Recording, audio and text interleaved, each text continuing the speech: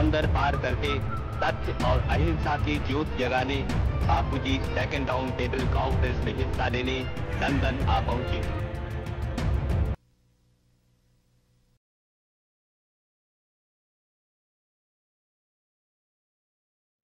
আজ থেকে বহু বছর আগে ভারতবর্ষের এক সাধারণ পরিবারে এক অসাধারণ শিশুর জন্ম হয়েছিল।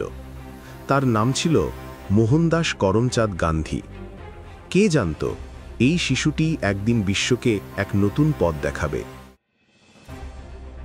অহিংসার পথ, সত্যাগ্রহের পথ।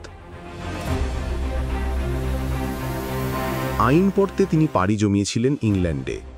পড়াশোনা শেষে দক্ষিণ আফ্রিকায় শুরু করেন কর্মজীবন। সেখানেই তিনি প্রথম বর্ণ বৈষম্যের শিকার হন। ট্রেনের ফার্স্ট ক্লাস থেকে তাকে জোর করে নামিয়ে দেওয়া হয়। এই ঘটনাটি তার জীবনের মোড় ঘুরিয়ে দেয়। তিনি বুঝতে পারেন অন্যায়ের বিরুদ্ধে লড়াই করতে হলে সাধারণ মানুষের পাশে দাঁড়াতে হবে। দক্ষিণ আফ্রিকায় তিনি অহিংস প্রতিবাদের জন্ম দেন।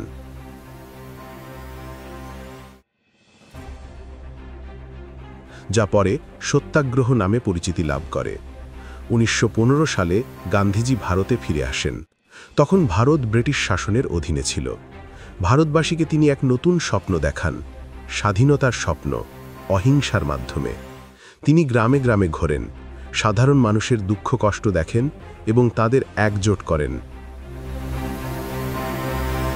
চরকায় সুতো কাটা তার অন্যতম প্রধান প্রতীক হয়ে ওঠে। এটি ছিল স্বনির্ভরতার প্রতীক, ব্রিটিশ বস্ত্রশিল্পের বিরুদ্ধে এক নীরব প্রতিবাদ। গান্ধীজির নেতৃত্বে ভারতে একের পর এক আন্দোলন শুরু হয়। 1920 দশকের অসহযোগ আন্দোলন, 1930 সালের ডান্ডি মার্চ এবং 1942 সালের ভারত ছাড়ো আন্দোলন, এই তিনটি তার জীবনের গুরুত্বপূর্ণ অধ্যায়। ডান্ডি মার্চ ছিল এক ঐতিহাসিক ঘটনা। ব্রিটিশ সরকার যখন লবণের ওপর কর বসায়, তখন গান্ধীজি সমুদ্রের তীরে হেঁটে যান এবং নিজ হাতে লবণ তৈরি করেন। এই ছোট কাজটি ব্রিটিশ শাসনের ভিত্তিকে নাড়িয়ে দেয়। তিনি প্রমাণ করেন অহিংস উপায়েও বড় বড় পরিবর্তন আনা সম্ভব। গান্ধীজি সারা জীবন হিন্দু মুসলিম ঐক্যের জন্য সংগ্রাম করেছেন। 1947 সালে দেশ যখন স্বাধীন হয়, তখন তার স্বপ্ন পূরণ হয় ঠিকই, কিন্তু দেশভাগের যন্ত্রণা তাকে গভীর আঘাত দেয়। তিনি দিল্লিতে দাঙ্গা থামানোর জন্য আমৃত্যু অনশন করেন। শান্তি ও সম্প্রীতির জন্য তার এই চেষ্টা আজও স্মরণীয়।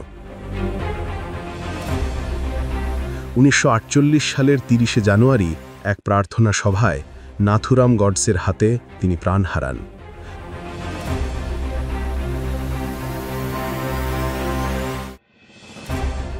তার শেষ কথা ছিল, হে রাম। তিনি চলে গেলেও তার আদর্শ রয়ে গেছে। সারা বিশ্বে Nelson Mandela, Martin Luther King জুনিয়রের মতো নেতারা তার অহিংসার আদর্শে অনুপ্রাণিত হয়েছেন। মহাত্মা গান্ধী শুধু একজন রাজনৈতিক নেতা ছিলেন না, তিনি ছিলেন একজন দার্শনিক। তার জীবন আমাদের শেখায়, ঘৃণা দিয়ে নয়, ভালোবাসা দিয়ে বিশ্বকে জয় করা যায়। যুদ্ধ নয়, শান্তি সব সমস্যার সমাধান। আজও তার আদর্শ আমাদের পথ দেখায়। তাই তিনি শুধু ভারতের জাতির পিতা নন, তিনি এক বিশ্ব নেতা, যিনি আমাদের শিখিয়েছেন সত্য এবং অহিংসাই পরম ধর্ম।